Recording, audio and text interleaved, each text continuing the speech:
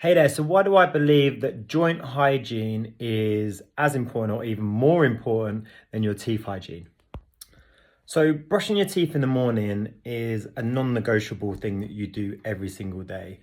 And you generally have clean teeth and healthy teeth. Hips, shoulders. Yeah, if you're not doing any hygiene, any cleaning up of the shoulder joints and hip joints, how are you expecting them to be healthy when you're asking them to be under load like running and cycling?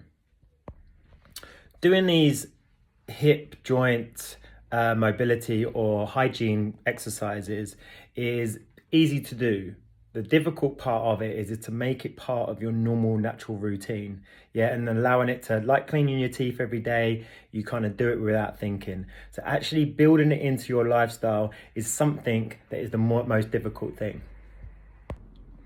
So my recommendation in relation to hip hygiene or joint hygiene is for every hour that you're seated or internally rotated at the shoulders or at the hips, you need to be doing at least 1 minute's worth of mobility on each side per day. So you either got to do one of two things: do more mobility work at the end of the day or throughout the day, or sit less. Yeah. So just going back on the teeth hygiene, you wouldn't expect to go to the dentist and get a checkup and the dentist goes, how many times you cleaned your teeth? And you go, once this year, and expect to have healthy teeth.